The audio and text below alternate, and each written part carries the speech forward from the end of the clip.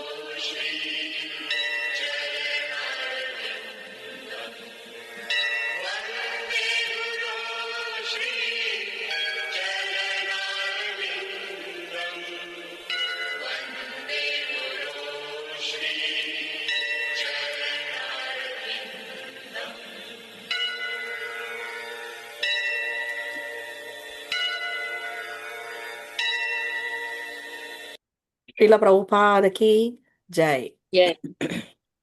Om Ajnanatirmirandasya Jnananjana Shalakaya Chakshurunmilitam Yena Tasmai Shri Gurave Namaha. Nama Om Vishnu Padaya Krishna Prestaya Bhutale Srimate Bhaktivedanta Swamin Iti Namine. Namaste Saraswate Deve Gauravani Pracharine Nirvishesha Shunyavadi Paschatya Deshatarine. Shri Chaitanya Manobhishtam Sthapitam Yena Bhutale Swayam Rupa Kadamahyam Dadati Swa Padantikam Vandeham Shri Guru Shri Yuta Padakamalam Shri Gurun Vaishnavamscha Shri Rupam Sagrajatam Sahagana Raghunathanvitam Tam Sajivam Sadvaitam Savadutam Parijana Sahitam Krishna Chaitanya Devam Shri Radha Krishna Padan Sahagana Lalita Shri Vishakhanvitamscha. He Krishna Karuna Sindhu Dina Bandhu Jagatpate Gopesha Gopika Kanta Radha Kanta Namostute Tapta Kanchana Gaurangi Radhe Vrindavaneshwari Vrishabhano Sute Devi Pranamami Hari Priye Vanchakalpatarovyaschа Kripa Sindhu Vyayevacha Patitanam Pavanebhyo Vaishnavebhyo Namo Namaha. Jai Shri Krishna Chaitanya Prabhu Nityananda Shri Advaita Gadadhar Shrivasati Gaura Bhakta Vrinda. Hare Krishna Krishna Krishna Hare Hare Hare Rama Rama Rama Hare Hare. Om Namo Bhagavate Vasudevaya. Om Om Namo Namo Bhagavate Bhagavate Vasudevaya. Vasudevaya. Om Namo Bhagavate Vasudevaya. Om Om Namo Namo Bhagavate Bhagavate Vasudevaya. Vasudevaya. Om Namo Bhagavate Vasudevaya. Om Om Namo Namo Bhagavate Bhagavate Vasudevaya. Vasudevaya.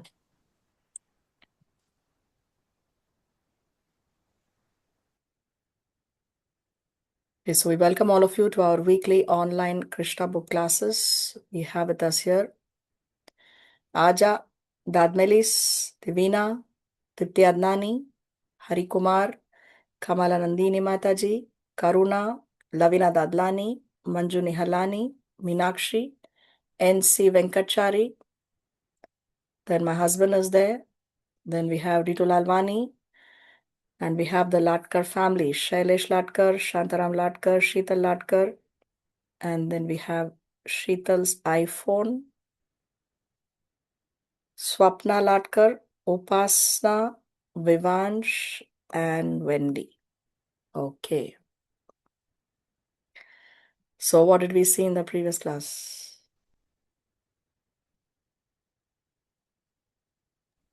Krishna sent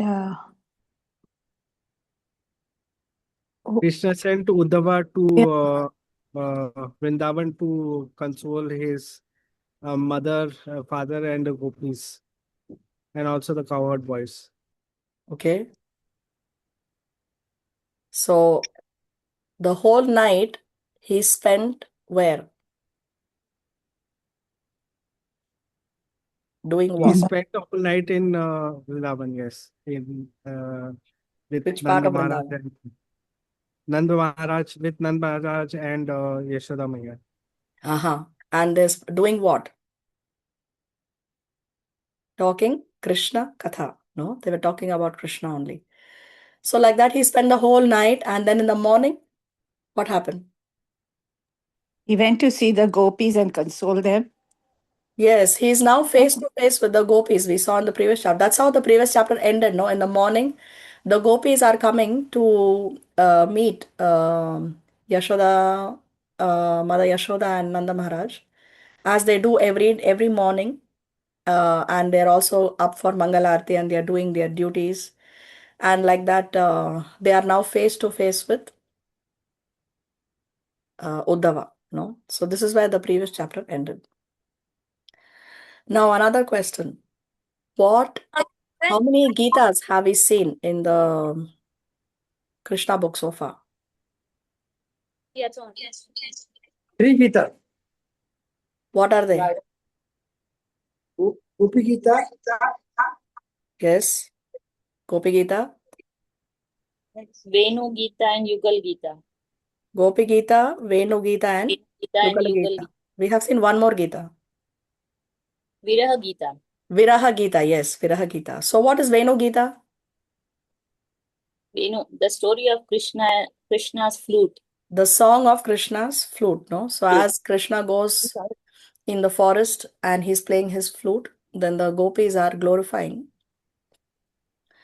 the sound vibration of Krishna's flute. So that is Venu Gita, or the song of Krishna's flute. Then Gopi Gita. When does the Gopi Gita happen? The song by Gopis sung in separation. Sung in separation. No? Separation. Okay.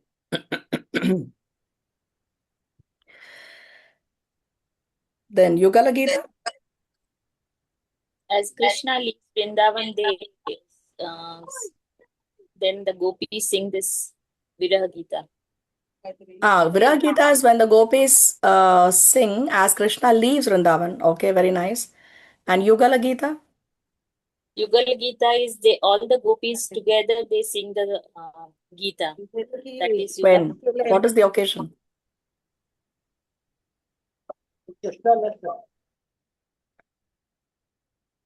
What is the occasion? Rasa dance. Rasa dance. No, Rasa dance is when Krishna leaves the Rasa dance and he goes, and that's when the Gopi Gita happens at night. Yugala Gita? Yugal Gita is when Krishna comes back to the gopis. No, not when he comes back to the gopis. It is also a song in separation of Krishna. When Krishna goes to the forest during the daytime to graze the cows, that time the gopis are feeling separation from Krishna.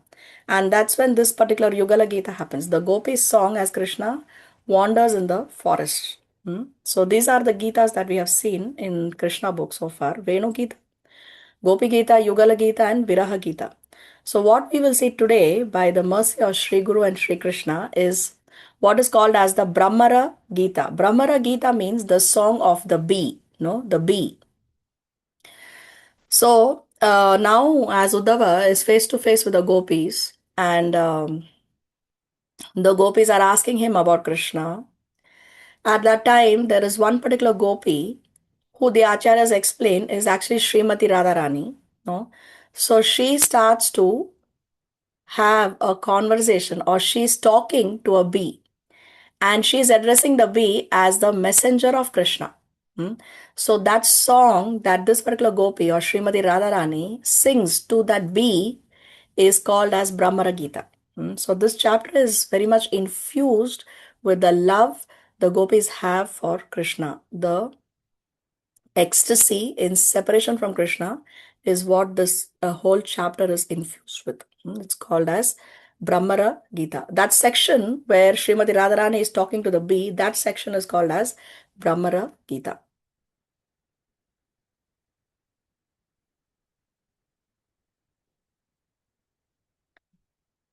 Okay.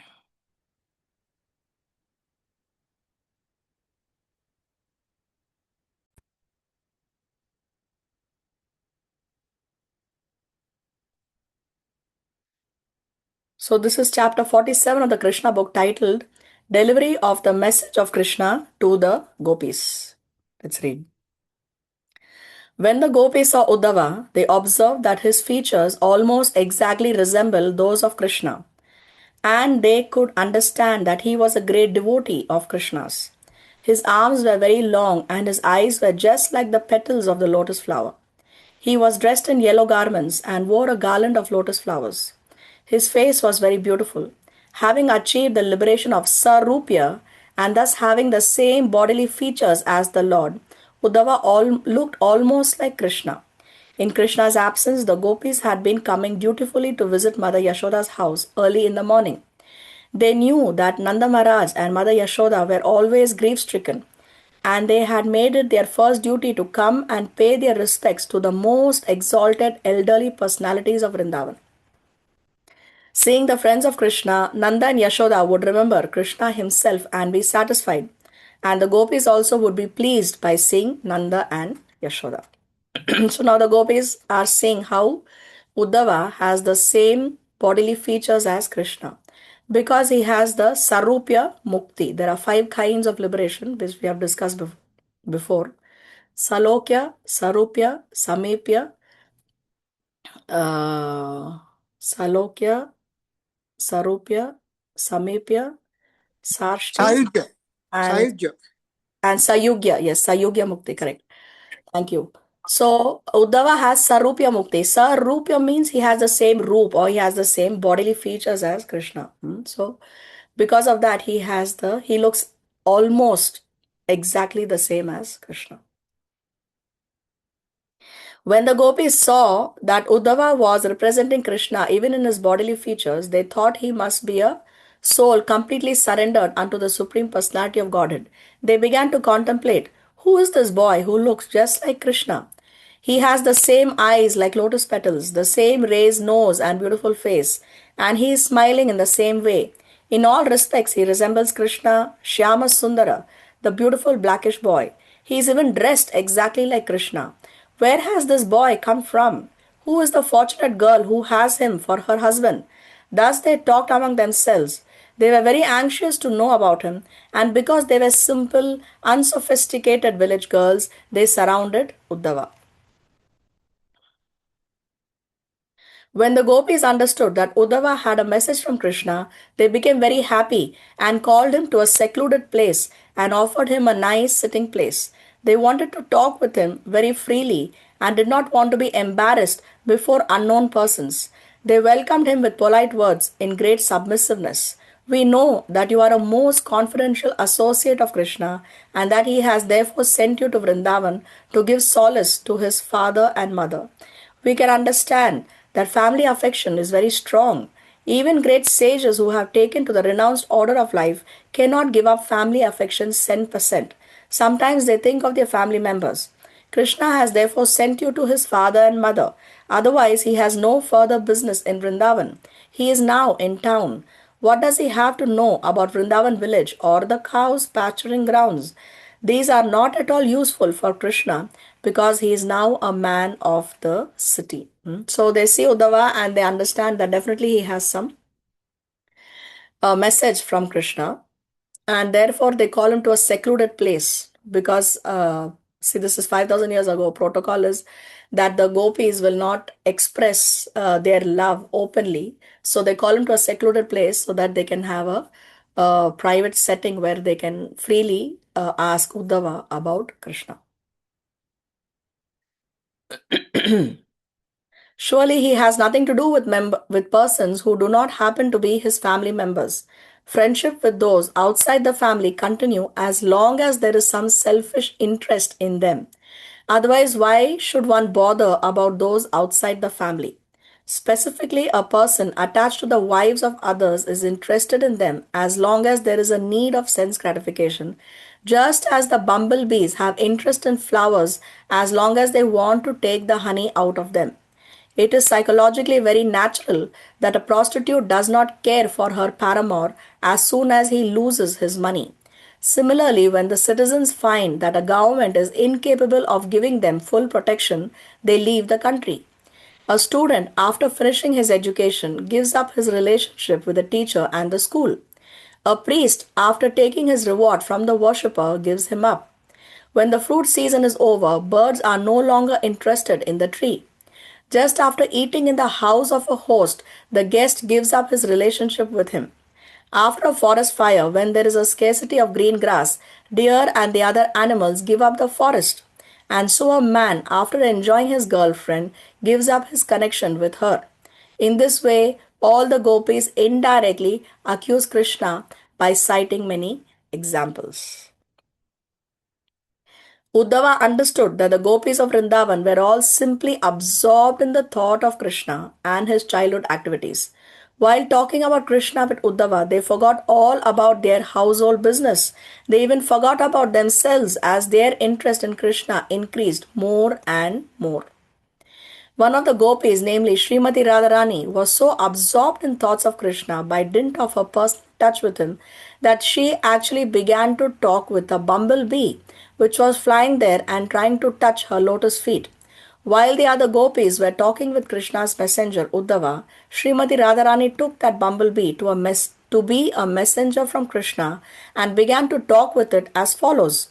Bumblebee, you are accustomed to drinking honey from flower to flower, and therefore you have preferred to be a messenger of Krishna, who is of the same nature as you.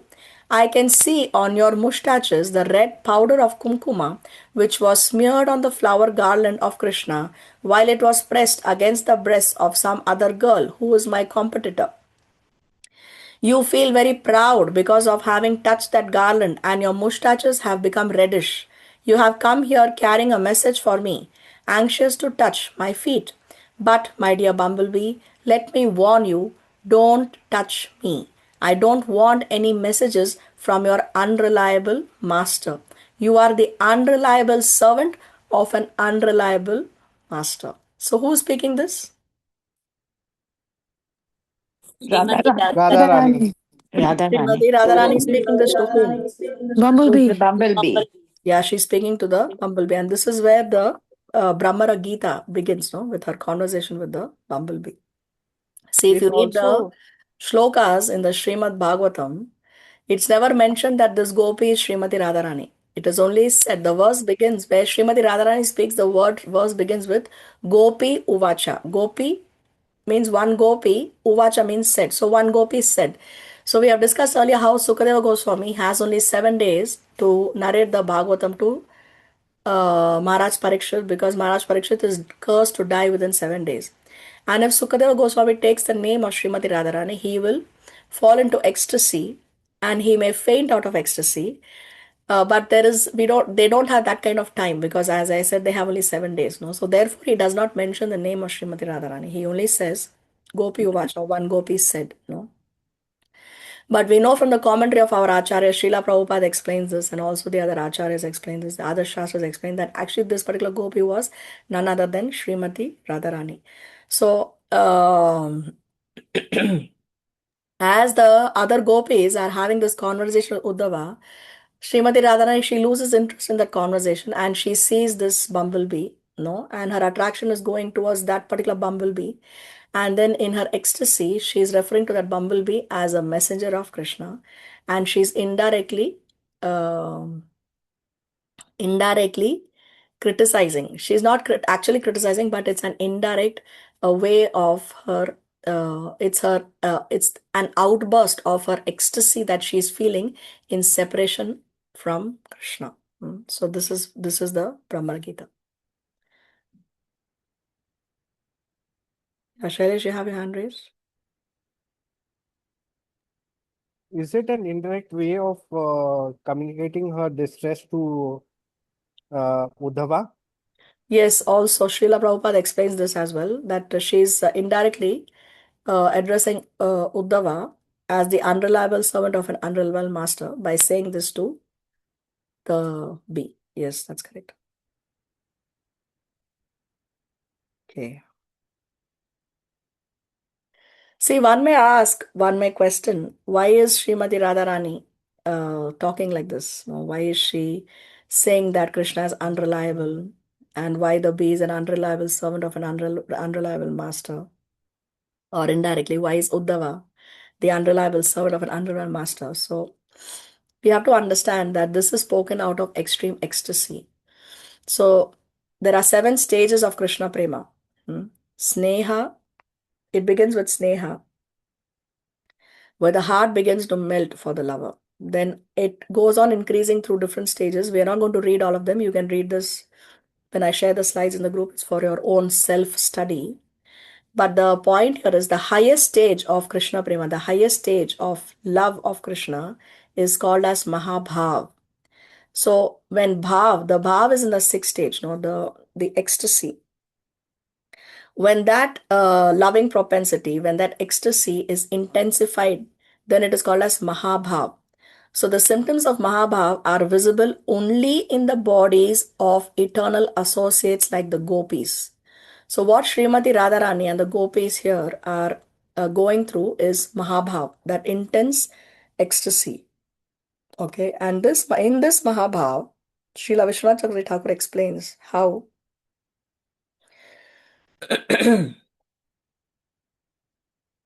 see here, Mohana, manifestation of bewilderment or Mohana, is the most excellent part of Mahabhav.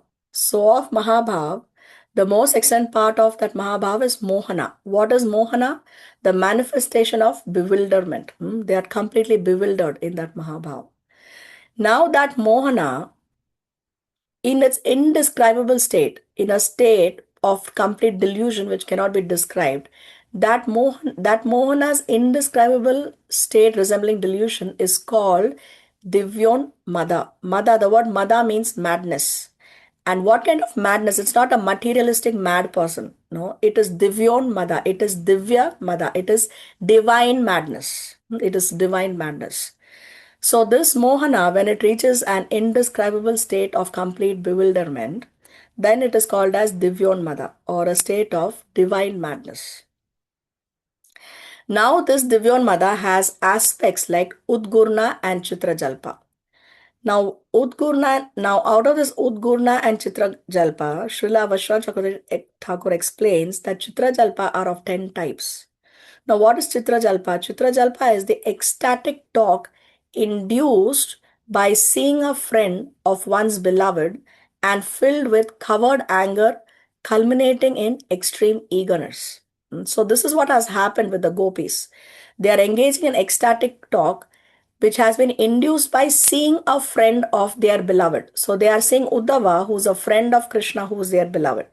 So that time they are engaging in this ecstatic talk, and that ecstatic talk is filled with covered anger. So they are not openly expressing their anger, it's indirect. No? So covered anger and culminates in extreme eagerness. So that increases the eagerness or increases the love of the Gopis even further. It further increases their already very intense love for Krishna. So this Chitra Jalpa are of 10 types. Prajalpa, Parijalpa, Vijalpa, Ujjalpa, Sanjalpa, Abhijalpa, Ajalpa, Pratijalpa and Sujalpa. So we will see now what Srimati Radharani is speaking to Uddhava in her Brahmara Gita. And then we will see she speaks 10 shlokas, 10 verses. So in each of these 10 verses, she is speaking one of these types of Chitrajalpa. So at the end of this conversation, if Krishna so sanctions, we will see the table where which Jalpa she is using in which verse. We will not read the whole table. That is again for your own self-study, but we will go through it briefly. And see here, very interestingly, Srila Vishwanath Chakravarti Thakur also explains, some authorities say that Krishna assumed the form of the messenger bee in order to drink the sweetness of Radha's Chitra Jalpa. So some authorities say that actually that bee was Krishna. Krishna assumed that form of that bee so that he can taste the nectar of the Chitra Jalpa of Srimati Radharani. Okay. Okay, now coming back to Krishna book. It may be that Srimati Radharani purposely addressed the bumblebee sarcastically in order to indirectly criticize the messenger Uddhava. Like the other gopis, Srimati Radharani saw that Uddhava's bodily features resemble Krishna's, but she also saw Uddhava as being equal to Krishna. Indirectly, therefore, she indicated that Uddhava was as unreliable as Krishna himself. Srimati Radharani wanted to give specific reasons why she was dissatisfied with Krishna and his messenger. She addressed the bumblebee. Your master Krishna is exactly of your quality. You sit down on a flower and after tasting a little honey, you immediately fly away and sit on another flower and taste. Similarly, only once did your master Krishna give me the chance to taste the touch of his lips, and then he left me altogether. I know also that the goddess of fortune, Lakshmi, who is always in the midst of the lotus flower, is constantly engaged in Krishna's service.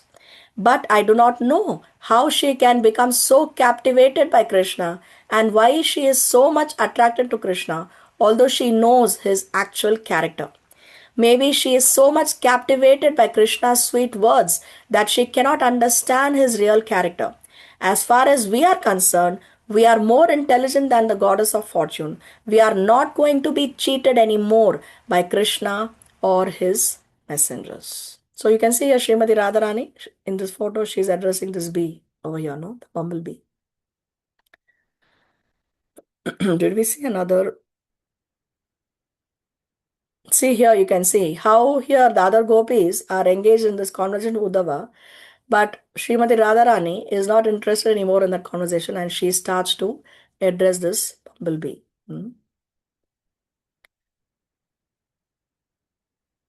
According to expert opinion, Lakshmi, the goddess of fortune, is a subordinate expansion of Srimati Radharani. As Krishna has numerous expansions of Vishnu Murtis, so his pleasure potency Radharani also has innumerable expansions of goddesses of fortune. Therefore, the goddess of fortune, Lakshmi ji, is always eager to be elevated to the position of the gopis. So, see, the acharyas explain that all the queens of Dwarka, the 16,108 wives of Krishna, the queens of Dwarka, all the gopis of Vrindavan, and all the Lakshmis of Vaikuntha planets, all of them are expansions or all of them are coming from Srimati Radharani. So she is the source of all these consorts of the Lord. That's why one of Srimati Radharani's name is Sarva Lakshmi. Her name is Sarva Lakshmi, which means that it's from her that all the Lakshmis are coming. So this is what it means here.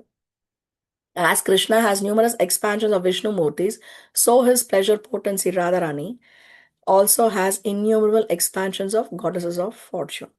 And Lakshmi ji, she is always eager to be elevated to the position of the gopis. There's one specific thing that Lakshmi ji wanted, but she was not able to get it. What was that?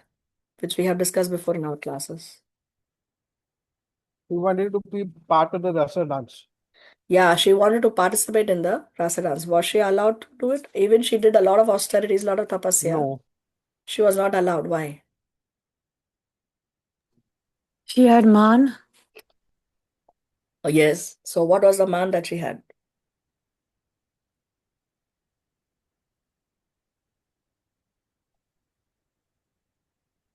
She didn't want to That she give was up on the her level of. body. What's that? What's that? Please go ahead. Okay. She didn't want to give up her body of Lakshmi ji. She wanted to participate in the rasa dance in that same body as Lakshmi. So therefore, she was not able to. She was not allowed to participate in the rasa dance. Okay. See here.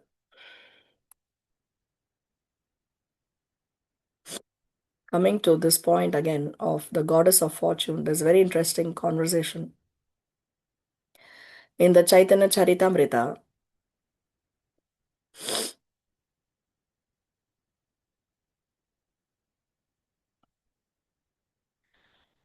there was a Brahmana. He was worshipping Lakshmi Narayan. No, he belonged to the Shri Sampradaya or the Sampradaya of Ramanujacharya, and the devotees of the Ramanujacharya of that disciplic line, they worship Lakshmi Narayan. No, so it so happened that Chaitanya Mahaprabhu, he visited.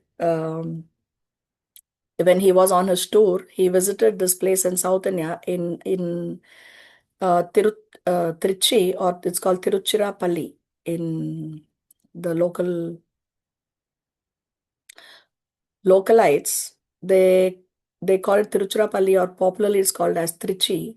There he happened to visit the temple where there is a reclining deity of Vishnu. This temple is considered to be the largest temple complex where there is active daily worship going on. This is one statistic of modern times. It's the largest temple complex where everyday worship is going on. So during his tours, it so happened that Chaitanya Mahaprabhu, he visited this particular temple, and he was having a conversation with Venkata Bhatta, a person called Venkata Bhatta, who's a Brahmin of that sampradaya. So at that time, after some time, they developed a very friendly relationship. And Chaitanya Mahaprabhu was able to joke with him because of that friendly relationship. So that time this conversation happens. And Chaitanya Mahaprabhu told the Bhattacharya, your worshipable goddess of fortune, Lakshmi, always remains on the chest of Narayan. And she is certainly the most chaste woman in the creation. However, my Lord is Lord Sri Krishna, a cowherd boy who is engaged in tending cows. Why is it that Lakshmi, being such a chaste wife, wants to associate with my Lord?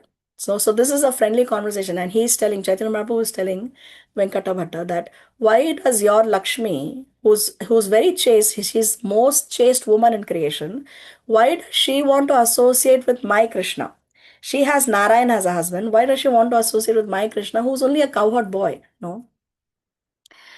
Then, just to associate with Krishna, Lakshmi abandoned all transcendental happiness in Vaikuntha and for a long time accepted vows and regulative principles and performed unlimited austerities. But can you tell me why the goddess of fortune, Lakshmi, could not enter the rasa dance? No? So, that time, Venkatabhata, he tells Lord Chaitanya Mahaprabhu that Narayan and Krishna are not different from each other. So there is nothing wrong if Lakshmi ji wants to associate with Krishna, because Krishna also is Narayan. So it's not that she's being unchaste. So Chaitanya Mahaprabhu says, yes, that is correct. It's not that she's unchaste. There is no difference. But still, there is a difference between Krishna and Narayan. So that's the time when he tells him about the four qualities that Krishna has that even Narayan does not have. So this was a homework that we had a couple of weeks ago, when we read the 64 transcendental qualities, and we saw what are the qualities that, in part of that was, what are the four qualities that Krishna has that even Narayan does not have. Now let us see if anybody remembers what those four qualities are.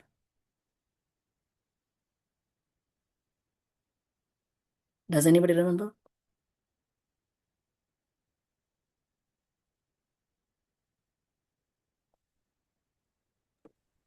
The pastimes. What are the four qualities that Krishna has that even Narayan does not have? Is the question. He is a performer of wonderful varieties of pastime, Yes. especially Yeah. First of all, there is no parallel to Krishna Leelas. No, he performs Leelas which attract the whole world. He is Leela Purushottam. So yes, that is called as Leela Madhuri, which Krishna has but Narayan does not have. Very good. Next. Prem He can Madhuri. play the flute and He's attract surrounded by people devotees with his endowed flute. with wonderful love and love of Godhead. Yes, he's always surrounded by his dear devotees. Very nice. So that is And called as Bhakta Madhuri. Okay, that is called as Bhakta Madhuri. That he's always surrounded by his dear devotees. You'll always see photos of Krishna. Either he's with the cows, or he's with the Gopa friends, or he's with his gopis, or he's in Dwaraka as the king. He's always surrounded by his wonderful devotees. Very nice, Bhakta Madhuri. Then, he can attract Then all he living can play the entities. flute as such that yes, he attracts all living entities. yes, he attracts all living entities by playing the flute, as you said. No, when Krishna plays the flute, there are so many things happening to the other living entities. The birds stop flying, the river Yamuna stops flowing or is flowing backward, and the animals are stunned. The cows are having the grass in their mouth, but they stop chewing. No, they are gaping with their mouths open. So many things are happening when Krishna plays the flute. So he attracts the whole world by playing his flute. So this also Krishna has, but Narayan does not have. That is called as Venu Madhuri. Venu Madhuri. Okay, one more last. Beauty. The beauty, Yeah. yes, the beauty of Krishna is unparalleled. So, of course, Narayan is very, very beautiful, extremely beautiful, but Krishna is most beautiful. Krishna is most beautiful. So, that is called as Rupa Madhuri. Rupa Madhuri. So, four qualities that Krishna has that even Narayan does not have are what? We saw Leela Madhuri, Bhakta Madhuri, Venu Madhuri, and Rupa Madhuri. So that's this in this conversation. Then Chaitanya Mahaprabhu tells Venkata Bhatta that, oh, but my Krishna has these four qualities that your Narayan does not have. So this conversation took place. Now I remembered it's in the Ranganath Swami temple, Ranganath Swami temple in Sri Rangam in Trichy or Tiruchirappalli, that this conversation took place. Those who are from South India would definitely know this temple.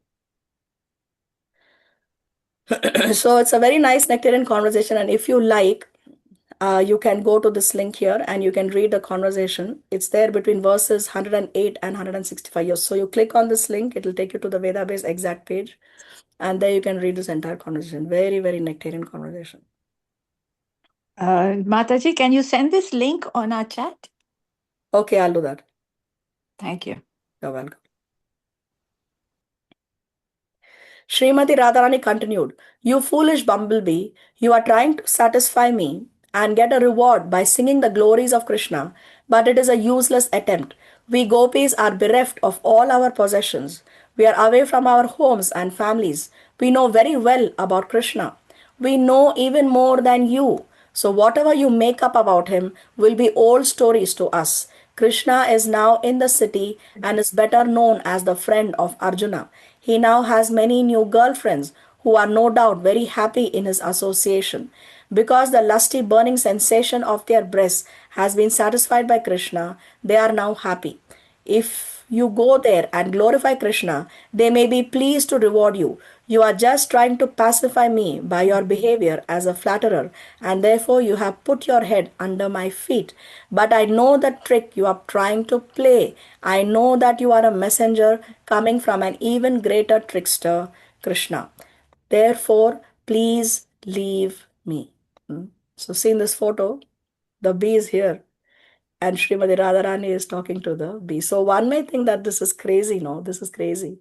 This is madness. Yes, it is madness, but it is transcendental madness. No, the madness coming, the transcendental madness coming out of extreme ecstasy that she is feeling in separation from Krishna. So devotees are mad, but devotees are mad after love for Krishna. So it's transcendental madness. Okay, Shailesh, you have your hand raised. Here she says that Krishna is known as a friend of Arjuna. So have they already met by now? Say, Krishna and Arjuna are cousins. They know each other from their childhood only, no? They are cousins from childhood. So,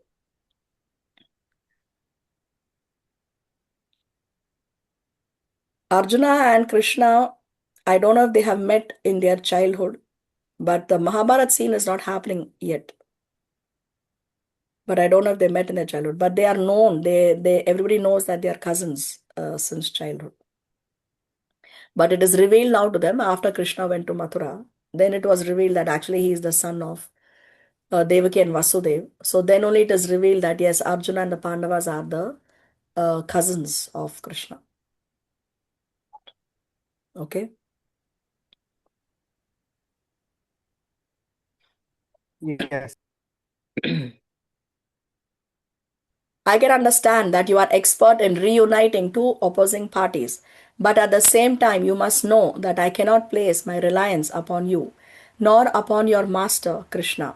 We left our husbands, children, and relatives only for Krishna, yet he did not feel any obligation in exchange.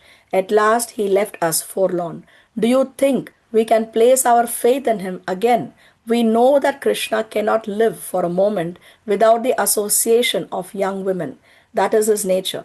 He is finding difficulty in Mathura because he is no longer in village among innocent cowherd girls.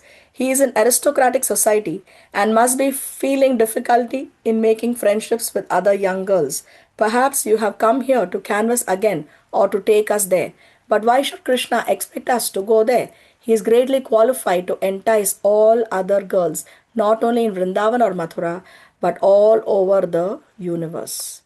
His wonderfully enchanting smile is so attractive, and the movements of his eyebrows are so beautiful that he can call for any woman from the heavenly, middle, or plutonic planets.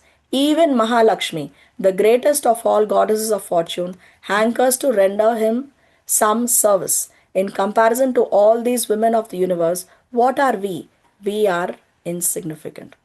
So even the movement of Krishna's eyebrows is so beautiful that he can call for any woman from any planetary system. That is the beauty of Krishna. Rupa Madhuri. He is the most beautiful. Krishna advertises himself as magnanimous and he is praised by great saints. His qualifications would be perfectly utilized if he would only show us some mercy, for we are so much downtrodden and neglected by him. You poor messenger, you are only a less intelligent servant. You do not know how much Krishna you do not know much about Krishna, how ungrateful and hard hearted he has been, not only in this life, but in his previous lives also. We have all heard this from our grandmother Purnamasi. She has informed us that Krishna was born in a Kshatriya family previous to this birth and was known as Ramachandra. In that birth, instead of killing Vali, an enemy of his friend, in the manner of a Kshatriya, he killed him just like a hunter. A hunter takes a secure hiding place and then kills an animal without facing it. So Lord Ramachandra, as a Kshatriya, should have fought with Vali face to face, but instigated by his friend, he killed him from behind a tree. Thus he deviated from the religious principles of a Kshatriya. So this is one of the controversies of Ramayana. No? See, Lord Ram is Maryada Purushottam, which means he perfectly executes religious principles and he perfectly executes his duties as a son, as a husband, as a father. He perfectly executes his duties of Kshatriya Dharma, etc., etc. He is Maryada Purushottam. But even with Maryada Purushottam Ram, there are some people who will find faults, and there are some controversies in the Ramayana which are sometimes questioned. So one of the controversies of Ramayana is, why did Lord Ram kill Vali from behind the tree? So if you remember the story, Ram, in order to rescue Sita from Ravan, he sought assistance of Vali. No, I'm sorry, he sought assistance of Sugriva. And Sugriva said that I cannot move away from this place because if I move from where I am, then my brother Vali will kill me. Sugriva was there was a curse that Vali had that he was not able to enter a particular area. So anywhere outside that area, if Sugriva leaves, then he will be killed by his brother. So there was this enmity between the two brothers. So for Sugriva to be able to help Lord Ram, first of all, Lord Ram has to help Sugriva. So Sugriva said that my brother Vali, he needs to be killed first.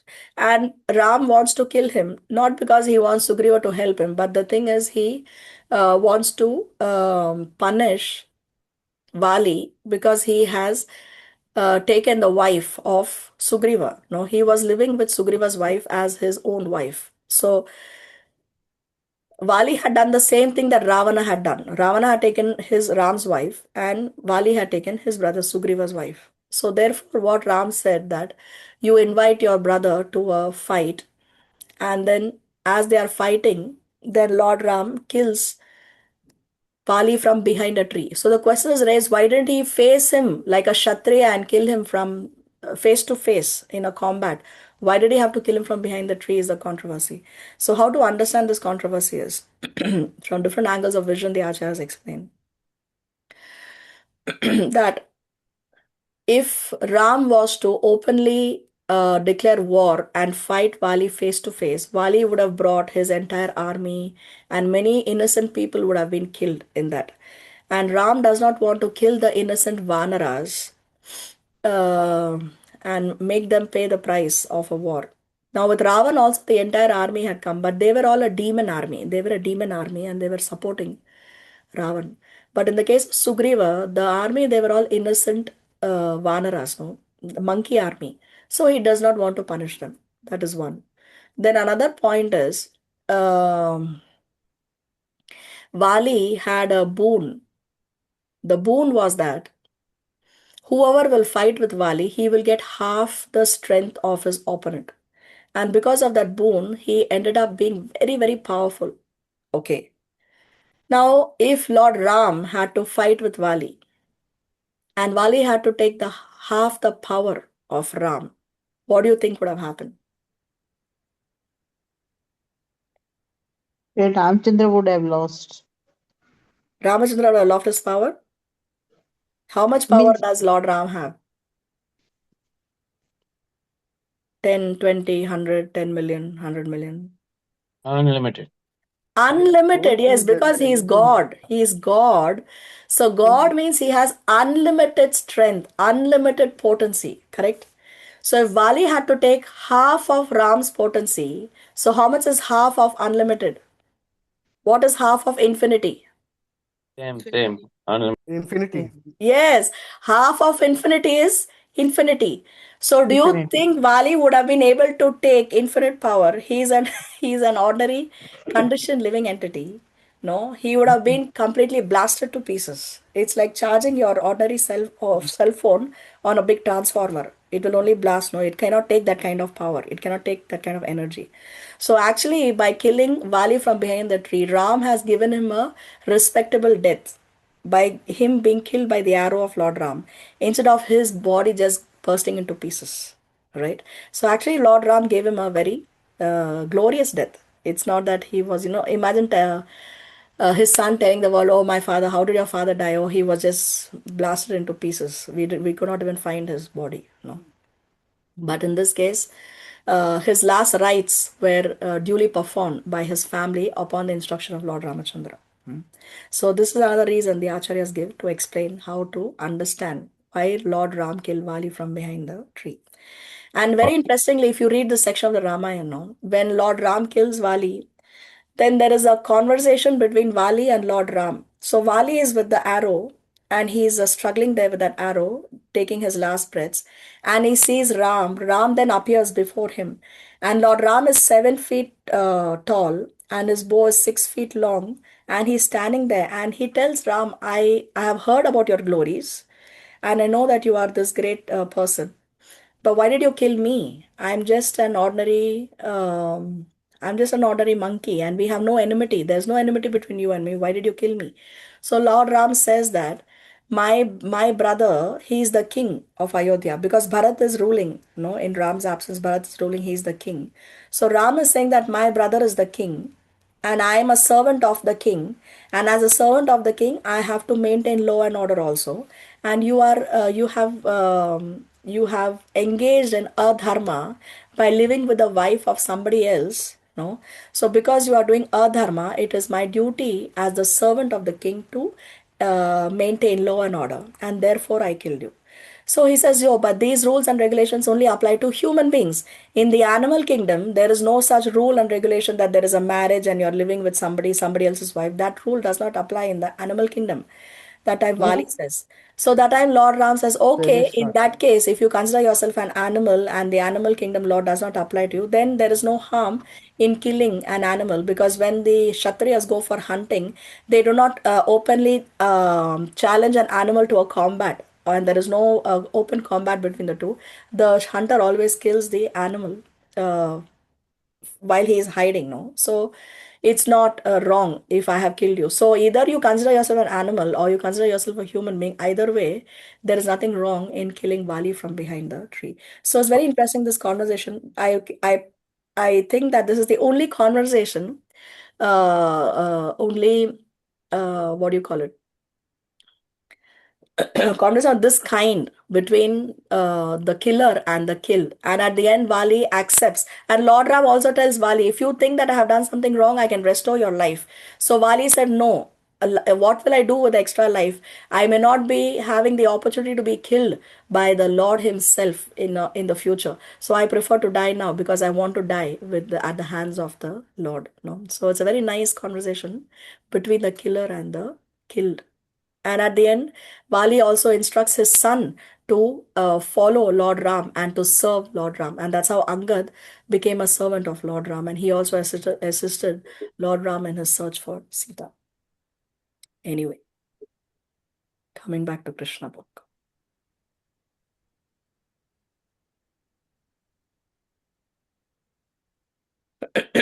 Also, he was so attracted by the beauty of Sita that he converted Shurpanakha, the sister of Ravan, into an ugly woman by cutting off her nose and ears. Shurpanakha proposed an intimate relationship with him, and as a Kshatriya he should have satisfied her. But he was so henpecked that he could not forget Sita Devi and converted Shurpanakha into an ugly woman. Before that birth as a Kshatriya, he took birth as a Brahmana boy known as Vamana Dev and asked charity from Bali Maharaj. Bali Maharaj was so magnanimous that he gave him whatever he had. Yet Krishna, as Vamana Dev, ungratefully arrested him just like a crow and pushed him down to the Patala kingdom.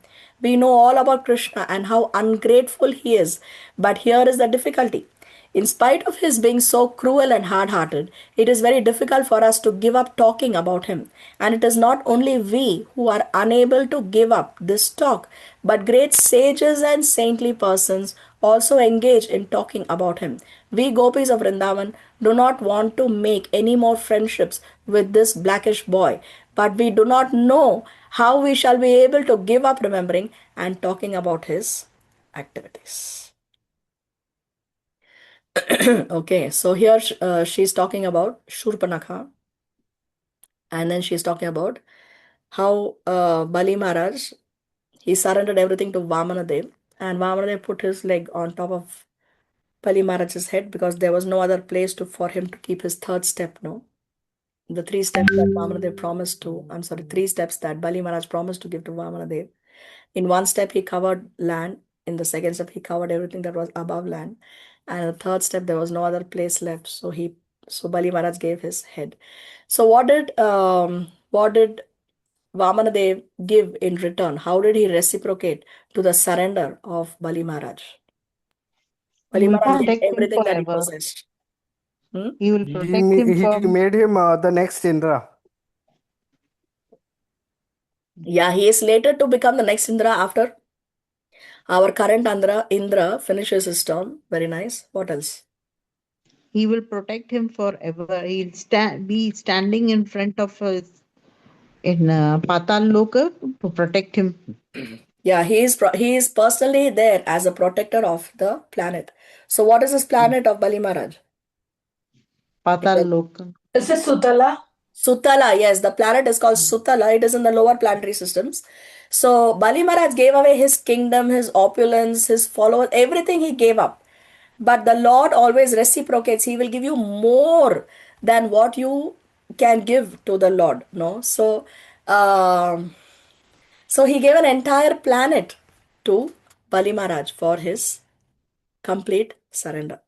So the Lord always reciprocates. Okay. Since Krishna is absolute, his so-called unkind activities are as relishable as his kind activities. Therefore, saintly persons and great devotees like the Gopis cannot give up Krishna in any circumstances. Lord Chaitanya therefore prayed, Krishna, you are free and independent in all respects. You can either embrace me or crush me under your feet, whatever you like.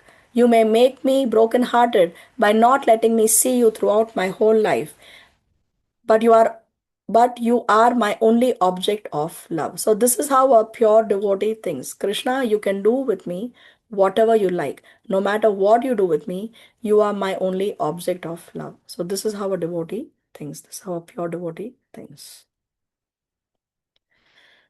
In my opinion, Srimati Radharani continued, one should not hear about Krishna because as soon as a drop of the nectar of his transcendental activities is poured into the ear, one immediately rises above the duality of attraction and rejection.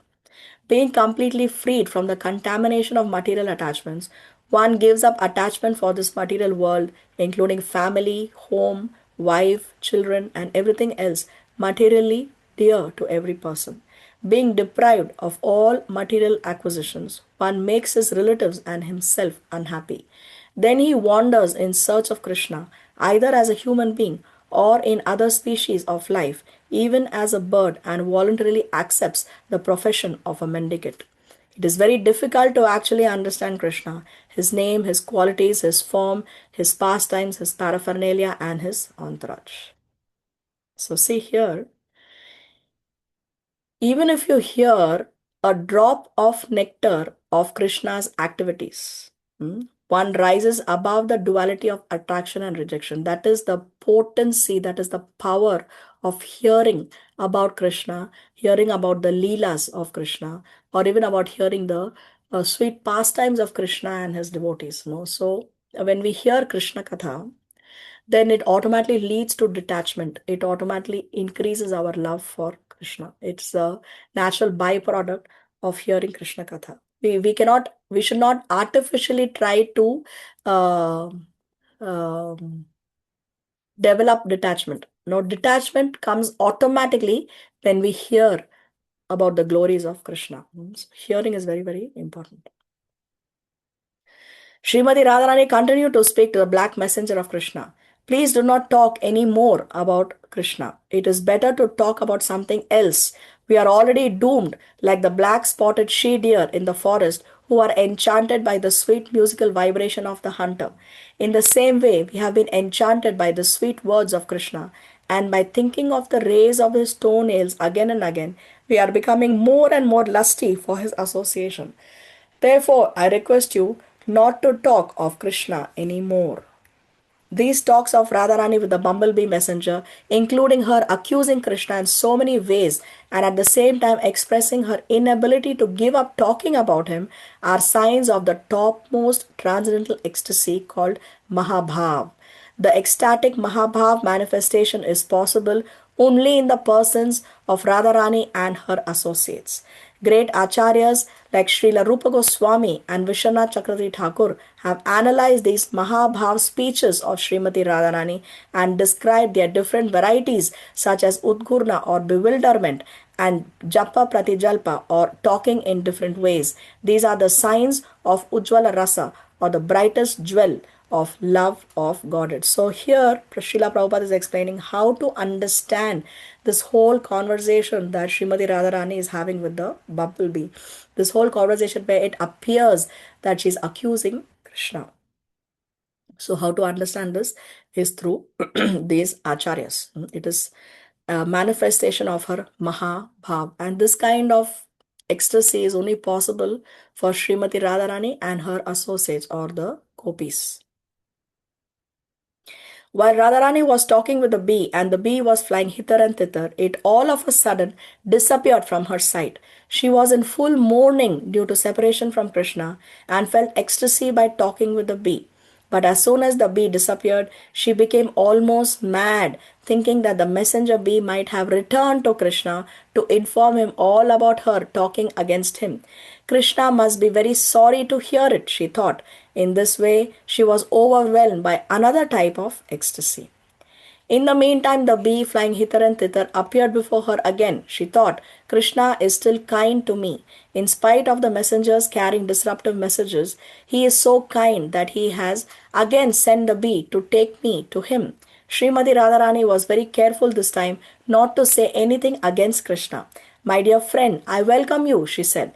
Krishna is so kind that he has again sent you.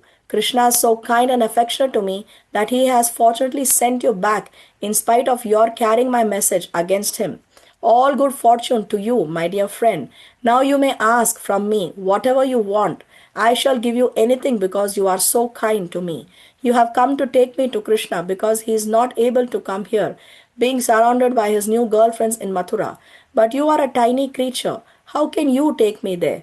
How will you be able to help me meet Krishna while he is taking rest there with the goddess of fortune and embracing her to his chest? Never mind. Let us forget all these things about my going there or sending you.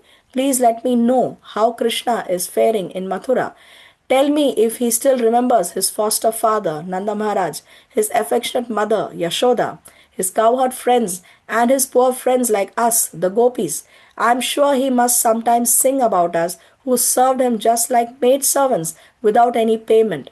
Is there any possibility that Krishna will come back and place his Aguru scented hand on our heads? Please put all these enquiries to Krishna.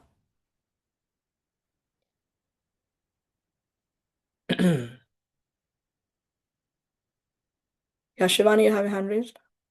Mataji, can you share the slide before this one? I missed that one. Here it This is. one. Thank you. Okay, so as I previously said, here is the table that we were discussing previously. So the different kinds of Chitra Jalpa or mad emotional talks, there are 10 kinds. And here is the verse that Srimati Radharani speaks. As I said in the Srimad Bhagavatam, it is not mentioned. The Srimati Radharani's name is not mentioned. So it is only said the Gopis said. No, the Gopis said. But we know that that Gopi is Srimati Radharani.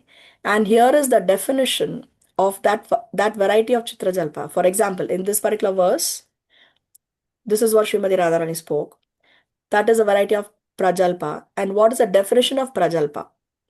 So this is for your self-study. You can read the definition of that variety of Chitrajalpa here and see how this is here being manifested in this particular verse where Srimati Radharani speaks. So like that, there are 10 verses. 2, Prajalpa, Parijalpa, Vijalpa, Ujalpa, Sanjalpa, Avajalpa, Abhijalpa, Ajalpa, Pratijalpa, and Sujalpa. So these 10 are there. You can read it for your own self-study. Shailesh, have your hand raised? Yeah, in the previous slide, it says, does he remember his foster father, Nanda Maharaj, and his affectionate mother, Yashoda? So why the differentiation? Why? Because both of them are his foster parents. But she says affectionate mother for Yashoda and foster father for Nanda Maharaj. Well, the mother's affection here, Yashoda had a lot of affection for Krishna, and Nanda Maharaj also had a lot of affection for Krishna. Both are foster parents, correct? But Yashoda's affection even surpasses the affection of Nanda Maharaj. So they want to, my understanding is that they want to highlight that with Yashoda, it's a different relationship. Nanda Maharaj also is very affectionate, but with Yashoda, it's most affectionate. You can say like that. Okay. Okay. Okay.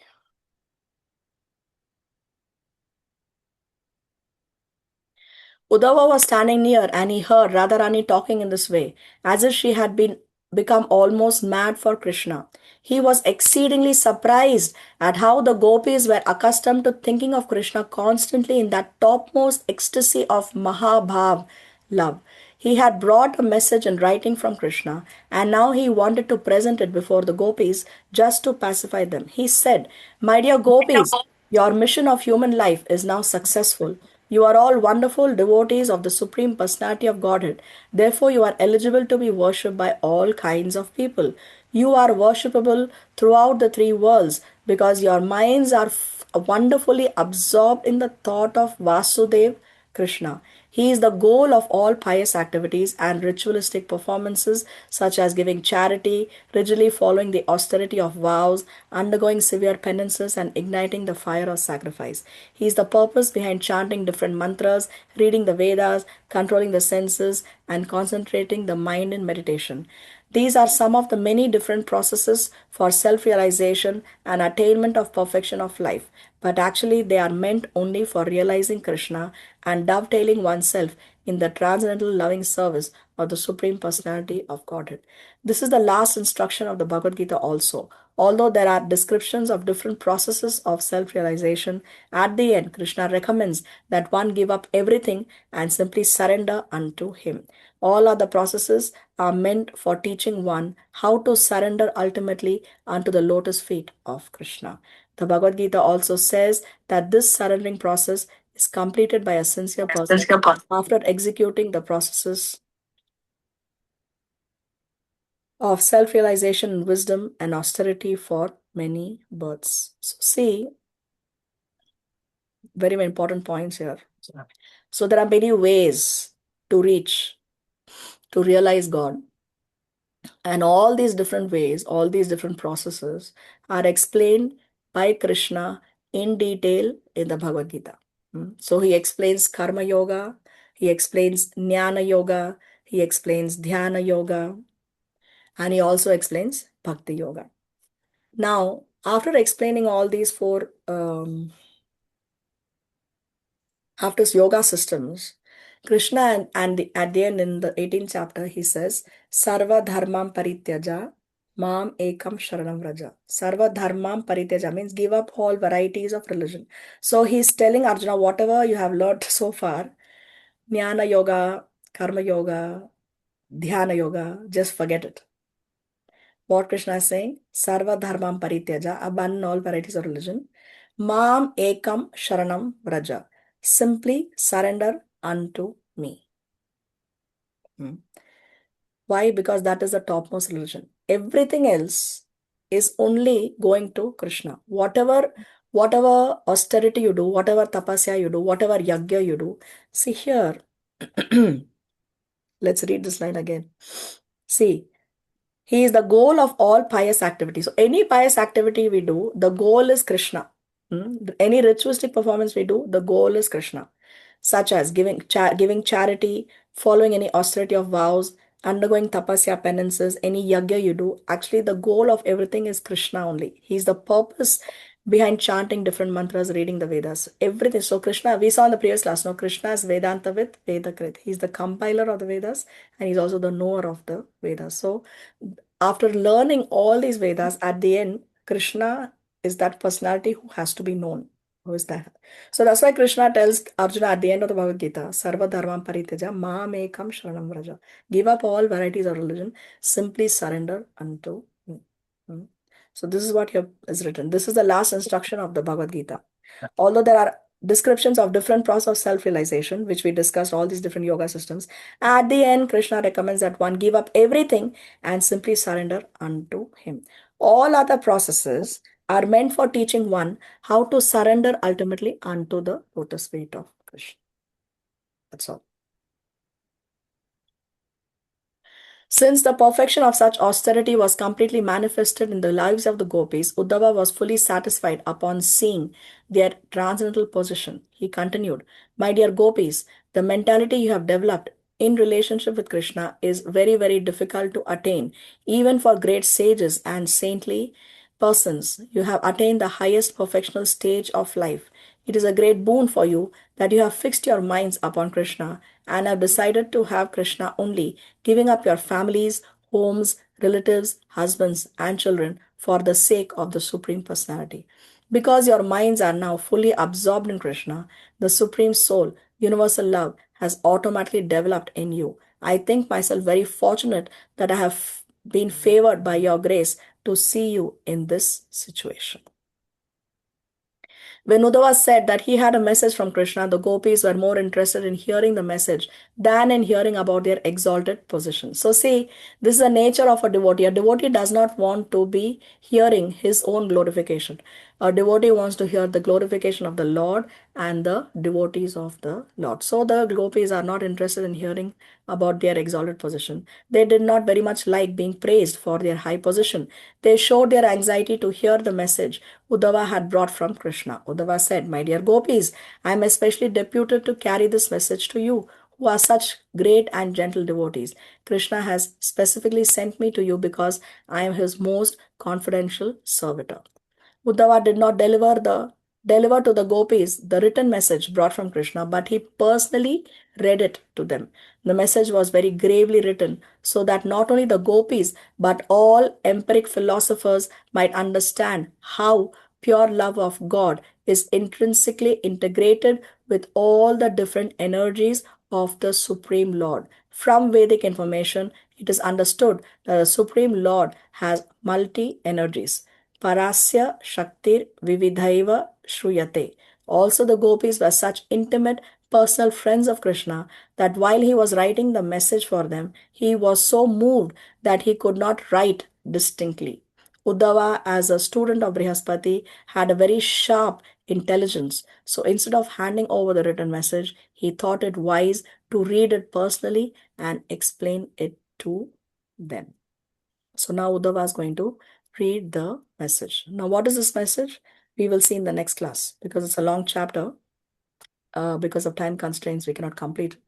So we will read the rest of the chapter and we will see what is Krishna's message to Uddhava in the next class if Krishna so sanctions. So this paragraph here is very important. Why Krishna says what he says in that message, the reason, because it may be a little confusing. One may think, why is Krishna saying what he's saying? So that answer Prabhupada is already giving here, so that we are not confused when we are reading that. No, so before our next class, you can read this paragraph again scrutinizingly, and then we can read Krishna's message, and then we will be able to understand why he said what he said. See here. The message was very gravely written so that not only the gopis but all empiric philosophers might understand how pure love of God is intrinsically integrated with all the different energies of the Supreme Lord. So through his message, Krishna wants to show how love, prema, is higher than jnana. One doesn't have to become a great jnani. One doesn't have to become a great Vedic scholar, memorizing all the shlokas and knowing all the Vedas and become a great jnani. That is not important. What is important is prema, love for Krishna. So this is the message that Krishna wants to give when he sends that message for the gopis through Uddhava. That we'll see in the next class. Krishna so sanctions. Srila Prabhupada ki jai. Do we have any questions or comments? Yeah, Sri. Okay. Sorry, go ahead. Mataji, once you have said about Madhuri Leela and some other Leelas, can you repeat the names of them? In one of the slide that you were showing, you were talking about that you do your homework, you read on your own, and you were saying that these in some other Leelas, you've mentioned like 3-4 Leelas. There are 5 rasas in which Krishna performs different leelas. Shantaras, Dasyaras, Shantaras, Dasyaras, Sakyaras, Vatsalaras, and Madhuraras. So these are 5 mellows of neutrality, mellows of servitude, mellows of friendship, mellows of parenthood, and mellows of conjugal love. So there are 5 mellows, and Krishna performs leelas in all of these 5 mellows. Okay. So when you were talking about the gopis were feeling these 5 mellows or something, or Gopis are in Madhurya Ras. okay. I don't remember exact word of your one. Okay, thank you. It's all right. I'll just hear the video again. Okay. Hare Krishna. Hare Krishna. Hare Krishna. Mataji, how much time has passed from when Krishna left Vrindavan? I was And actually, Vrindavan came yeah, for the message. I mean, with the message. yeah, I was thinking the same when I was reading that chapter, but I don't have that number. I will try to research that and I'll let you know if I can find the answer. Thank you, Mataji. You're welcome. So today is a very, very auspicious day in this part of the world. Today is Akshay Tritiya. No, Akshay Tritiya, many auspicious things had happened. It is the day when the Ganges descended on earth. It is the day when the Treta Yuga started. And many auspicious things have happened on this day, Akshay Tritiya. So here in this part of the world, today's Akshay Tritiya is very nice that we are able to have our class and hear some Krishna Katha on this auspicious day. Mm. And sometime mid-May, let me see if I can find the date, begins the Purushottam month. Purushottam month comes once every 3 or 3.5 years. See, in the English calendar, the extra days are adjusted by having some months with 31 days, some months with 30 days, and then 1 month has 28 days. And then again, to adjust the extra days, then there is a leap year, no? But according to the Vedic calendar, all the months of the year have 30 days. No, Vedic calendar, all the months have 30 days. So the extra days are adjusted by bringing in one Purushottam month every 3.5 years. So this Purushottam month is very, very auspicious. Now, we already know, we have already discussed before the glories of the month of Kartik when we offer ghee lamps to Yashoda Damodar. So the Shastras say that this one Purushottam month is equal to 16 Kartik months. So whatever austerity you do in the month of Purushottam, you get 16 times the benefit that you would do in the month of Kartik. Already Kartik month is, you get 1,000 times the benefit, normal benefit, if you do it in Kartik. But one Purushottam month or one Purushottam Vrata is equal to 16 Kartik Vratas. So this is the time when you want to, if you have not yet given up, you want to completely abstain from sinful activities.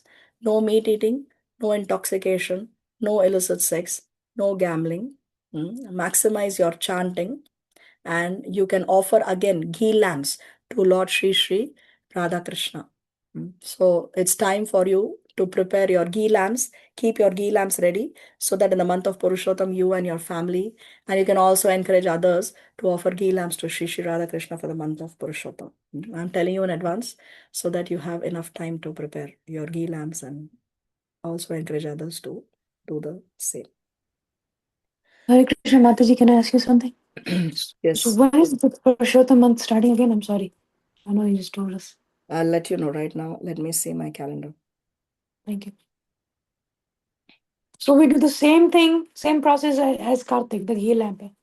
Or is it Yes. like in Yes. Kartik you do 4, 3, 7, like that?